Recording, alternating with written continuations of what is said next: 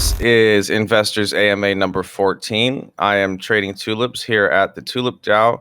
And today we are here with Landon from Xodus Finance coming to Fantom. Landon, welcome. If you could please introduce your development team and your experience, their experience, kind of you guys' background with crypto and how you guys got involved with, landing on Fantom, launching an ohm fork, etc. Yeah, sure. Well, I just want to say thank you so much for having me today. I've heard nothing but great things about the tulip community here, so it's an honor to be here with you guys today. I was really happy to find you guys through a mutual friend, the Shitcoin Surveyor, where I see he's in the audience here. So it was, it was great. It was meant to be. Of course, my name's Landon. On my team, on the front end, you'll see myself, Kana, Rue, and we have our lead developer, Exodia. So in terms of our backgrounds and journey into crypto, I've been involved with cryptocurrency myself since, I'd say, better part of early 2017. Went through the ups and downs, of course, with kind of that run up we had. Seen many things in between. Kana, Rue, Exodia, all kind of the same time that they began getting involved. I know that Rue was a very early Bitcoin holder, and so we've all been in the space for some time. Kana and Rue have come from a more of a traditional financial background as well, in conjunction with their crypto experience. Dealing with things of, again, traditional finance, compliance, regulation, things of that nature. Definitely very valuable assets to our team. Xodi has been dealing with development work for, I would say, the better part of almost half a decade now in terms of the crypto space. So definitely takes care of us there. Again, most of the time, it's me kind of interacting with the community and doing these AMAs and talking with you guys. That's a little bit about us, So. Okay, so from what it sounds like, you guys just have one main dev then. Yeah, he has a team of 3 others underneath of him that work. So. But again, Exodia is our lead. Okay, got it. Exodia, Exodus. There's an ohm fork called Exodia on Fantom, right? Yeah, and if he was here right now, he would say he's had that name long before. That's funny.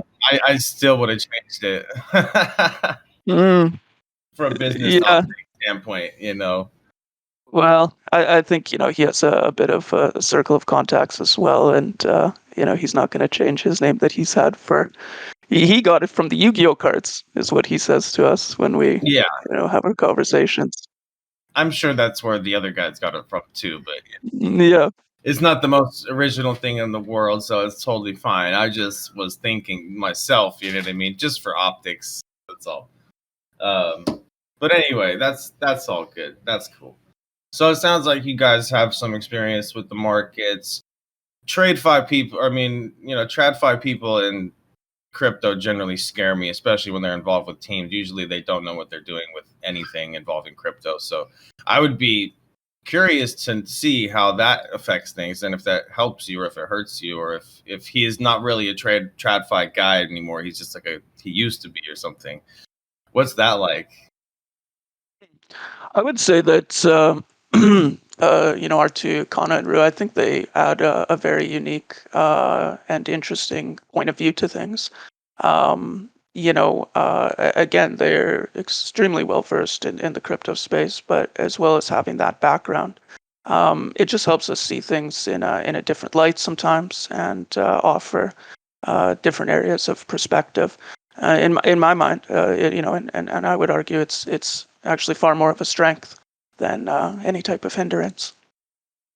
Interesting. Okay. I'll leave that to. I'm not going to debate them the TradFi thing, but I was just, it's just something I've noticed. You know, most of the projects who come in with flashy TradFi fucking concepts or trying to do stuff like that, it's usually all fluff, and it ends up crashing into the ground. So I just hope that your approach is more crypto centric. Is what I was just. That's really all I was touching on. You know. So okay, cool. So if you could dig into the details of your protocol for me for a little bit, give me the rundown. Like, what makes you guys different? Because obviously we know ohm forks suck. So like we need to know what makes your ohm fork not suck. Because everybody in this audience right here knows they suck, and they know the token will go to zero. So we need to know why yours won't. Sure. Yeah, definitely. You know, when it comes to an ohm fork or a rebase DAO sort of protocol, personally, I don't believe they suck. I believe that the implementations could maybe be considered what sucks. I agree. We've seen the rise and fall of plenty of ohm forks and DAO projects, of course. Where we look to approach things differently here is, and where I feel is we have an advantage, is we have all of that back history to go off of. We have studied these protocols extensively in terms of what went right, what went wrong, and how can we improve this? What can we do to make this work? One of the things that I think we can all agree on is these token valuations, they go from whatever their launch price is. They climb, and then they come back down the other way. Now, not only do they have to contend with the usual market moves in terms of people buying and selling and sell pressures and things of that nature, just like any new project does. However, coupled with that, on top of it, the other thing that they have pushing down on them is dilution, right? So I would say that, in our opinion, one of the main pain points for these protocols has been the dilution effect.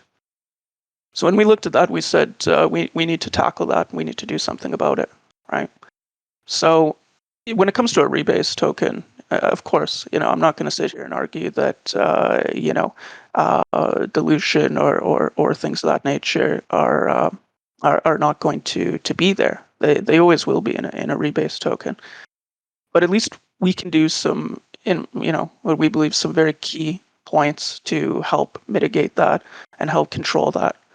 Now, the first thing that we identified was that we need to reward long-term investors. We know that the ohm the rebase and the DAO ohm concept works if everybody's kind of playing the same game. Now, of course, that is easier said than done. Well, let me stop you right there real quick. Why do you say that? Well, why I say that is because if everybody was to sort of follow the outline, You mean never sell? well, collect the rewards, never sell. But of course, like I'm saying, we're all human. That's not going to happen. Right, I understand, and that's what happens. Is eventually one person with too big of a bag takes profit, and then it creates a cascading effect, and then you have a death spiral, and there is a definite top with these things, So I mean, I understand that you understand the issues. I'm just asking what's going to be different here, right? Yeah. No, there are a few ideas and methods that we're looking to help mitigate that effect. So first and foremost, we have a warm-up period on our staking rewards for our long-term investors, where we implement a 15-day warm-up period. So an individual is able to stake. They're able to start generating those rewards, but of course, naturally, they can't claim upon them until the 15-day has expired. They're welcome to forfeit if they would like. but that in that regard, we don't have an extreme, rewards being dumped every single 8 hours or day or whatever. That's one method. The next method is we look to implement a sustainable APY rewards, or quite a bit more managed. When we see a lot of these protocols that we've looked at before, anything in the 5, 10, 100, million, trillion, these APYs just create an extreme amount of dilution very quickly, and is certainly not good for the token price. So we're looking to open up, come out of the gate with attractive but very very toned down APY rewards. The other aspect that we looked at, excuse me, the other aspect that we looked at as well is how can we look to create value and sort of justify the token price and the valuation of it as well.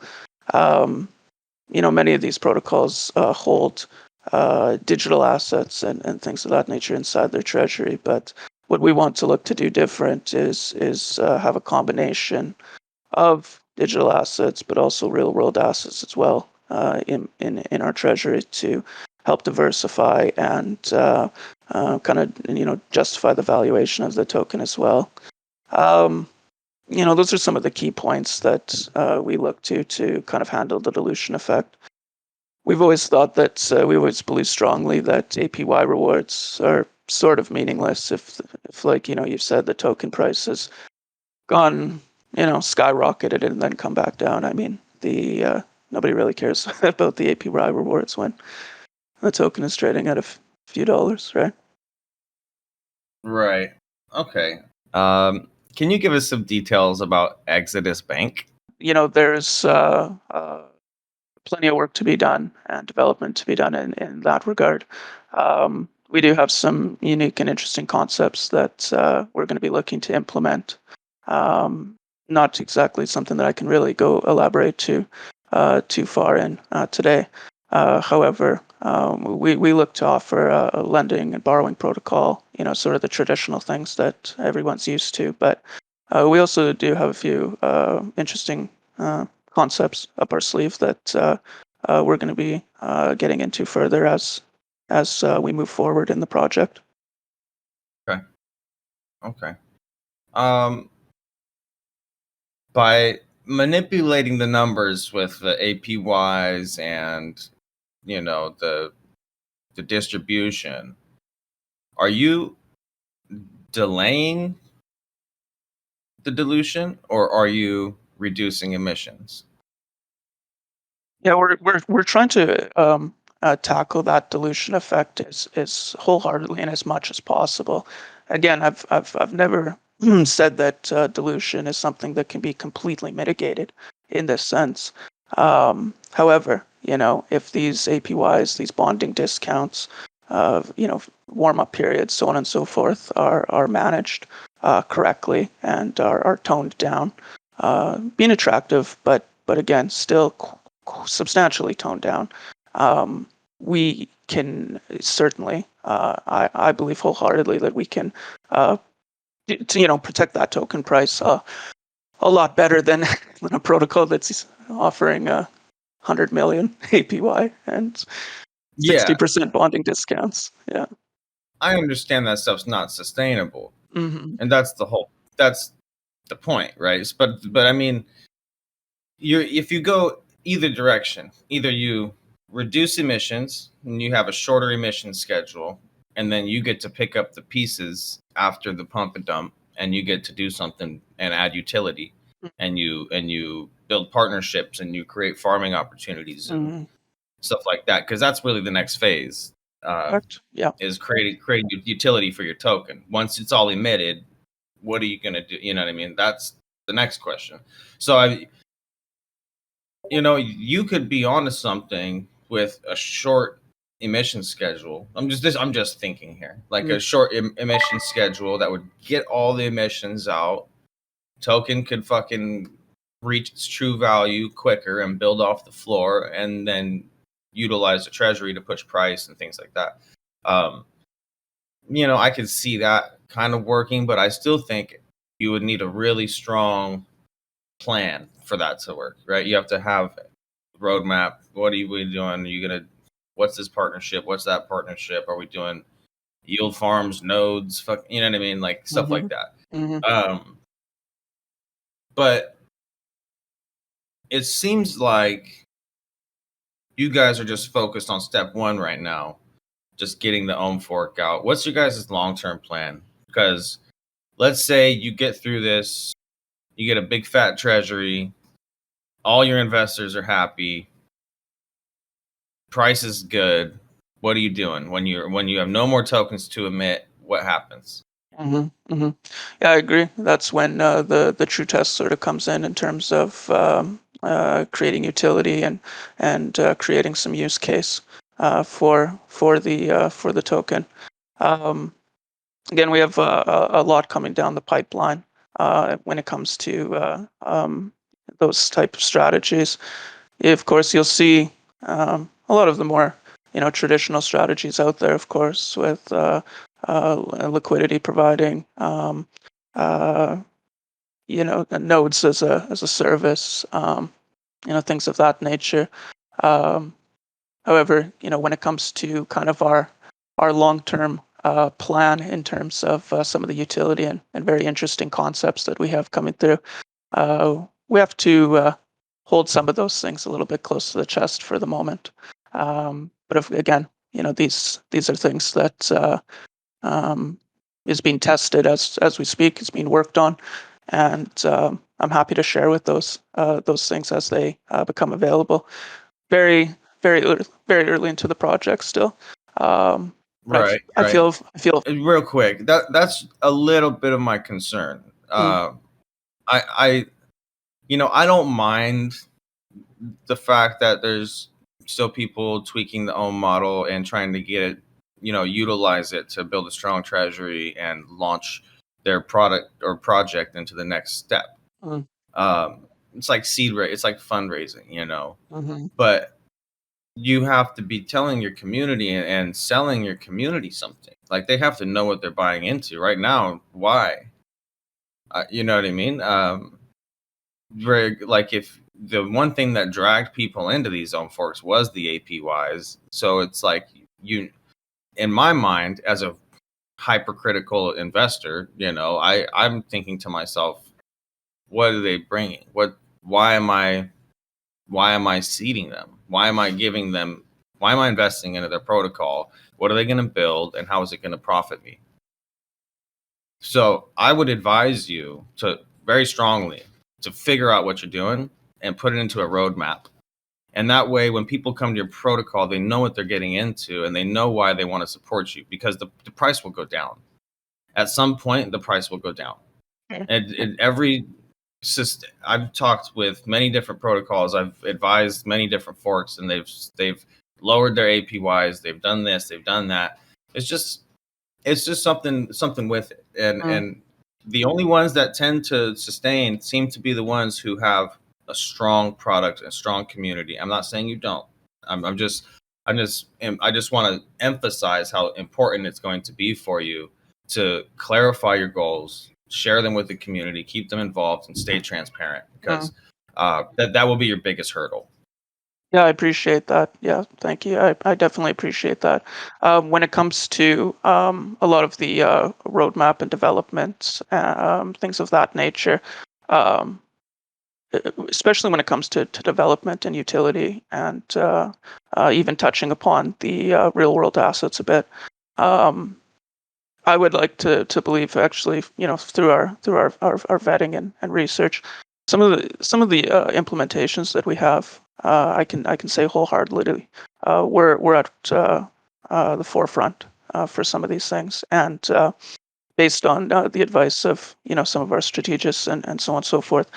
A few of these things we do have to keep close to the chest, again, just this early in development, because some of these concepts we have, guys, honestly, is could be at risk of being taken and ran with and kind of take away our first mover advantage. So yeah, I appreciate that, and certainly our community is always going to be the first to know at the earliest possible time that we're able to deliver that information. While again, kind of protecting that first mover advantage.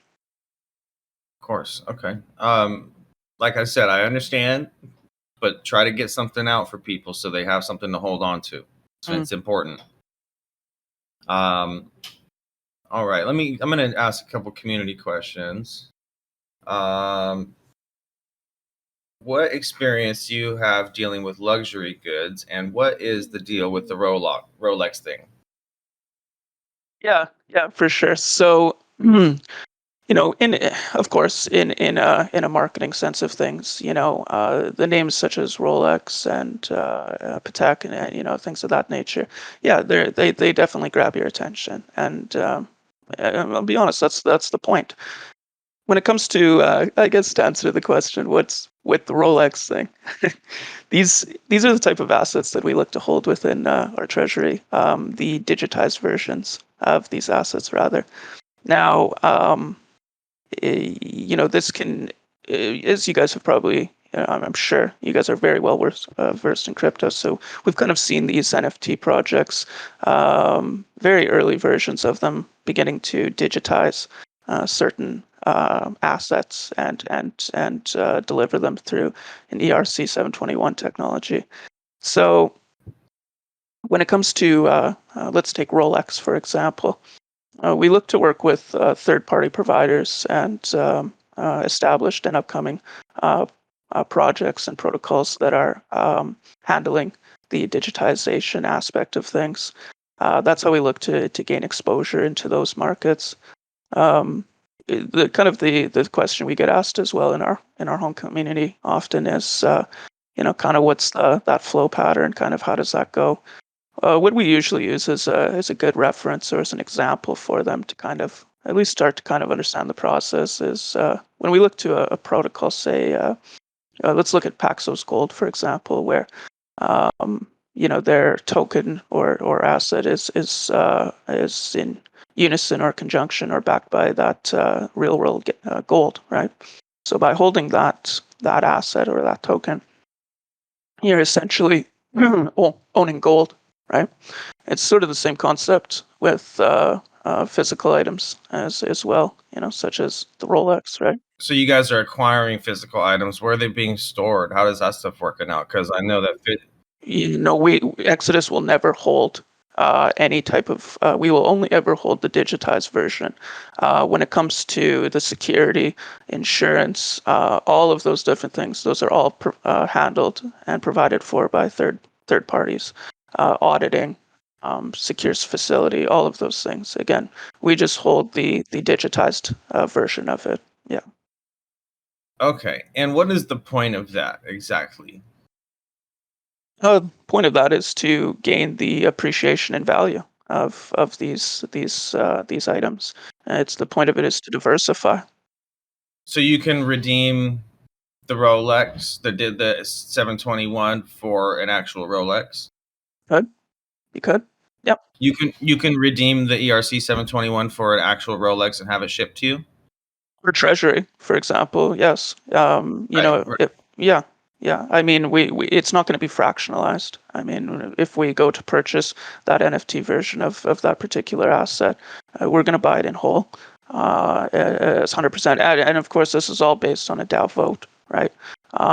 Our strategists, our treasury managers, so on and so forth, will vet these projects out extensively. We have quite the process that needs to be gone through, not only on their side, but also our own auditors and investigators to make sure that everything is the way that it's being portrayed. And once and only then, once those things are satisfied, will we put that up for a DAO vote in terms of, hey guys, should we pick this up?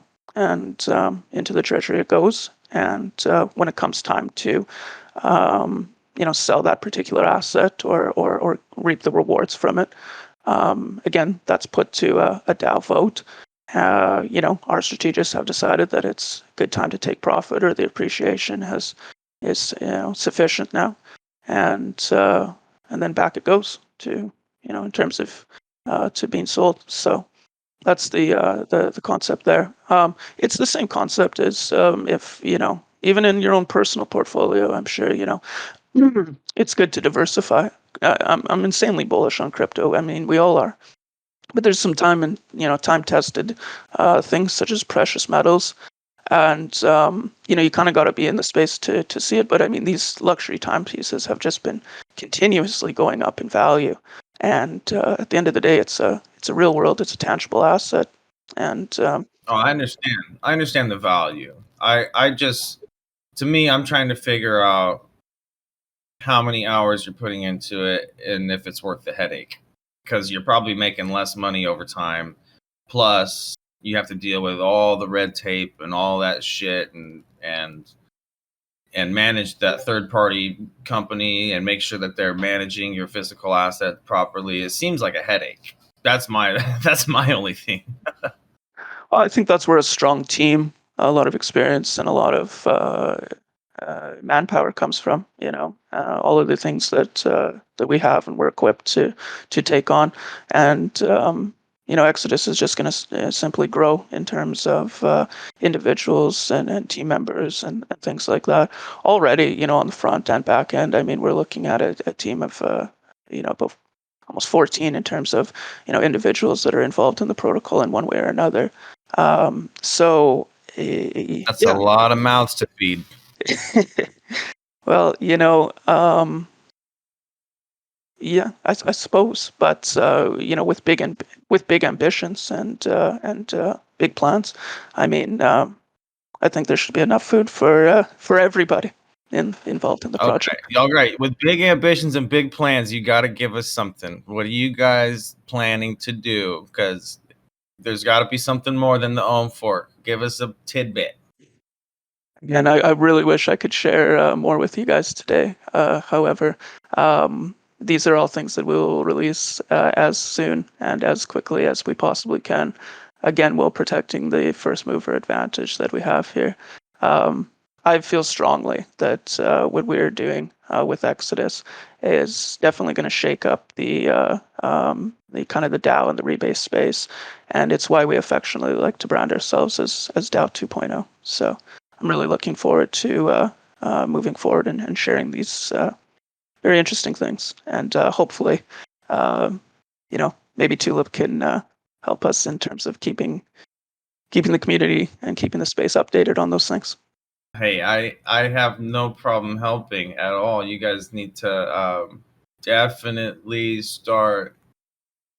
Maybe we could have a meeting or something and chat about ways you could bring this up to the community a little bit better, because I know that most people here right now they're still wondering why.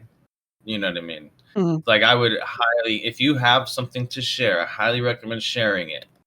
If there's anything that is going to happen in the future that you are able to share, please share it, because like I was saying, everybody here in this community is an educated ape. They're not buying an ohm fork without a reason. Mm-hmm. Nobody here currently has a reason, I don't believe. Mm-hmm. And we can, if I'll tell you what, TradFi stuff rejects me. It repulses me. Every time I've heard TradFi on a project, it's been a fucking scam.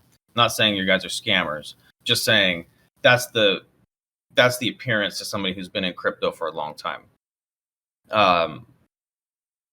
So be very wary of promoting TradFi shit and we're gonna be getting real world assets and fucking real estate and this shit. Like don't even say it unless you guys have fucking like papers and contracts you can show them on social media, because then you can start to get some real traction from it, and then you guys you can get some different attention. But I want to direct my people to buy tokens that are going to go up, and I'm sure that your token will go up for an certain amount of time, but we're, like I was saying, you need that catalyst to keep your positive price action. So I'm waiting on the catalyst. I'm watching, I'm listening. Okay, shitcoin's not gonna let it go. He needs to know, dude. Ass or tits. This is a second request. What? Sorry, his question is ass or tits? Ass or tits from the shitcoin surveyor. Well, I think I got my wife because of both. There we go. Way to go. That's a way to get out of that one unscathed. All right. I love the lighthearted nature and of the community and everybody around here. It's been so far it's been really great, really cool. Yeah. For sure. But you got to realize sometimes I'm a hard ass Mhm. on certain types of projects, and it's just because I have to protect an entire Mhm. community here, you know? And that's the way you got to look at it. Like, you got to get through me to get to these guys, Mhm. you know? And so I everybody here takes my advice on things, or many people do, and they look to me for, you know, leadership of in some capacity. So that's why I try to, or at least the TulipDAO, we try to make sure that projects come through here know that they're going to get grilled on the hard questions, and they know, you know what I mean. And if you get through all this stuff, and you know, you answer the questions honestly, and everybody here knows you guys, you know, are being truthful and transparent, people will ape, and you'll get supporters. That's what happens, because we ask the hard questions and we make sure that people are serious about shit. And once they pass a test here, dude, these protocols thrive. Like, with, or at least the majority of them. You know, there's a lot of projects that come in here and they're, you know, very unimpressive. There's been a handful, but you know, everybody who comes in here with solid ideas and concepts to push crypto forward, and passion and energy and all that stuff, dude, they do extremely well with support from us. Mhm. So, you know, I highly recommend, dude, when you have some updates, bring it back to us. Hit us with that roadmap, and let us know what's going on. Okay. Absolutely. Yeah, I mean, as we move through pre-sale 1, pre-sale 2, and at launch, we certainly understand. You know, of course, I mean, there's going to be skepticism around any project, and especially projects that have struggled in the past. We recognize that, and that being said, we plan on keeping everybody completely updated and transparent on the process. However, you know, and I don't want to. It kind of sucks having to use this kind of as my fallback, but again, there are some very interesting things that are coming to play here, and so much so that you know, with a popular community such as yours, or so on and so forth, somebody could take it and run with it. And again, I'm just, you know, by following the direction of our strategists, as these things are you know, kind of too close to be copied, sort of thing, too close to, you know, in timeframes to be copied and ran with.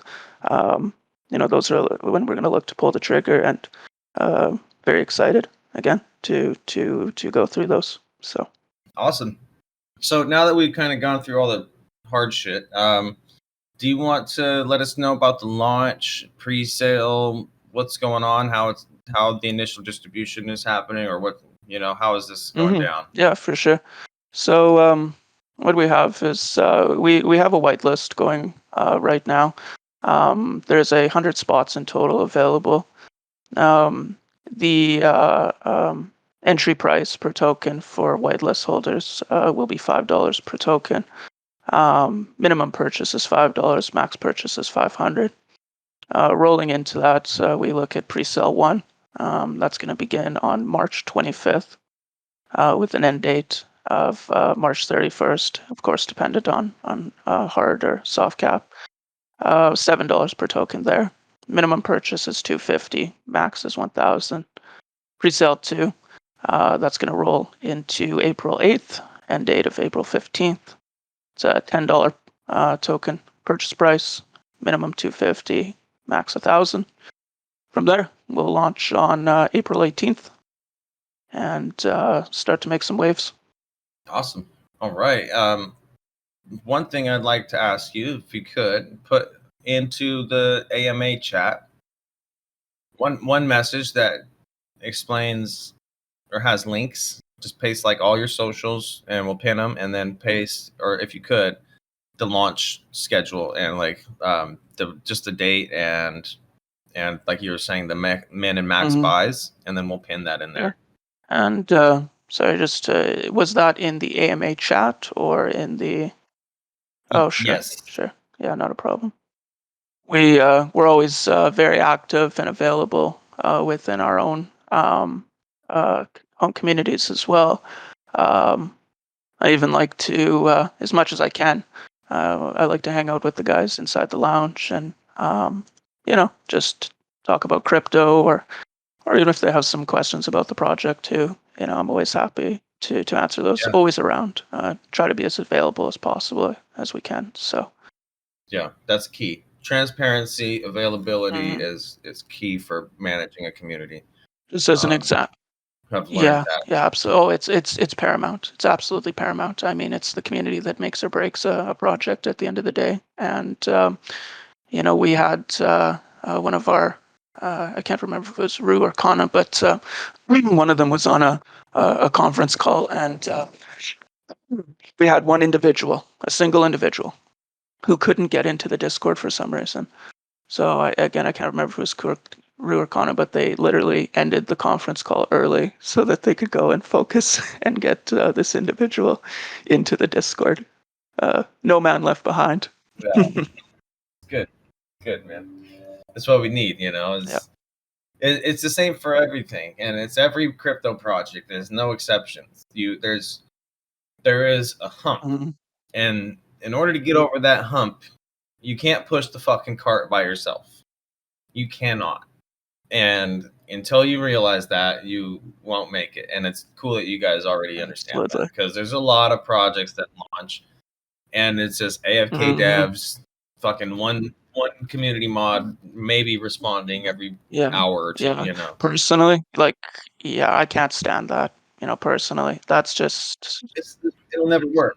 No, absolutely not. No, I make it. It's very important to us that if for some reason, there's not a core team member available, our mods are there 24/7 to help, and we will make the time.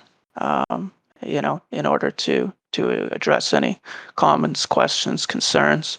Again, I like to even just hang out in the lounge for an hour or two each evening, just to connect and talk and all of those things. We're always available. So yeah, community is definitely at the forefront of everything we do. So awesome. Love to hear it, man. You have survived the gauntlet. Congratulations. Well, hey, again, it's an honor to be here with you guys. Just fantastic community, and I truly hope that we can get together again, maybe even more than one more time in terms of, going. Who knows? Maybe we could even look at dropping some alpha to you guys first, and go from there. Yeah.